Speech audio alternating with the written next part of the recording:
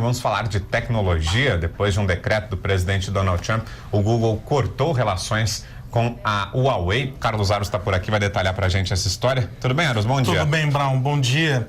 Na verdade, a decisão do Google, ela parte de um decreto do presidente Donald Trump na semana passada, que proibia as relações com empresas chinesas. Não é a Huawei especificamente.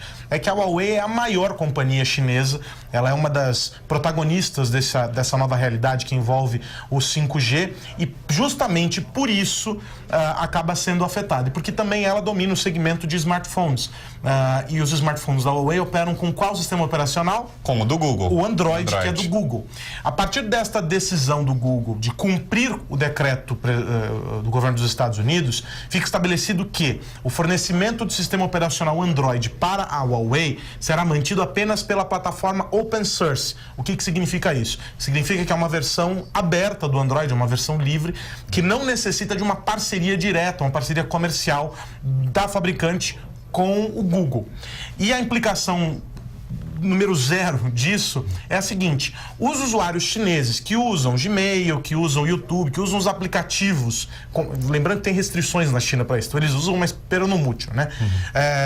Que usam essas aplicações, a loja do Google e etc., vão gradativamente perder o acesso a esses serviços, com a interrupção provocada por esse encerramento das relações comerciais. Qual é o pano de fundo dessa decisão do presidente Donald Trump?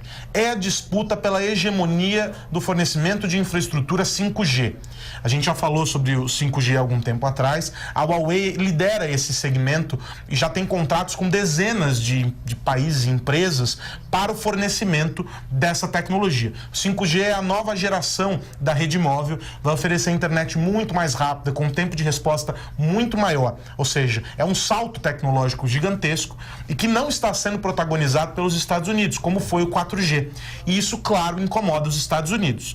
Para além dessa questão, tem o fato de que alguns relatórios de segurança e alguns analistas entendem que, à medida em que alguns países que não são parceiros dos chineses começam a implementar a tecnologia chinesa em seus serviços de comunicação, está sendo aberta uma fronteira para riscos de segurança, espionagem, vazamento de dados e etc.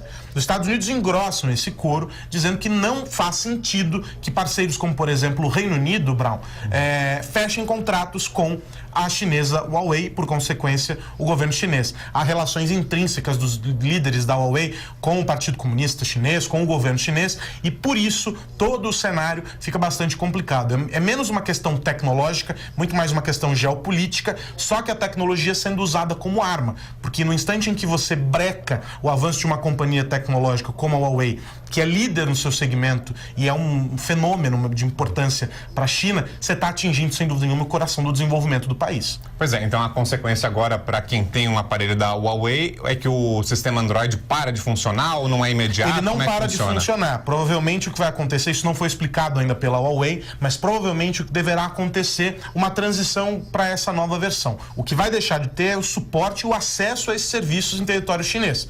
E aí o efeito claro disso é: usuários Huawei não poderão acessar essas aplicações. Perde atualização, perde tudo. Os novos aparelhos, já que a Huawei não tem um sistema proprietário, pelo menos não da maneira como o Google oferece o seu Android, é que ela vai poder usar essa versão de código aberto, a versão Open Source, que é uma versão livre para quem quiser usar as aplicações do Google. Mas possivelmente menos sofisticada, com menos recursos. Ela é muito menos sofisticada e ela não dá acesso a essas aplicações, que são aplicações que vêm embarcadas por acordos ali estabelecidos com a empresa.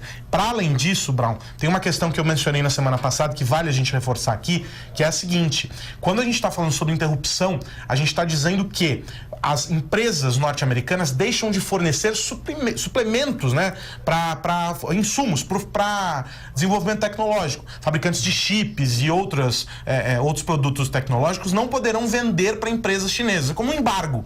E o que acontece? As empresas vão ter que buscar de outros caminhos. E se não houver fornecedor, isso for muito mais caro, isso tem um efeito em cascata severo para a economia chinesa do ponto de vista tecnológico. Bom, a gente vai acompanhar os desdobramentos disso. Agradeço aqui ao nosso Carlos Aros. Valeu, Aros. Um abração, bom dia para você. Até mais.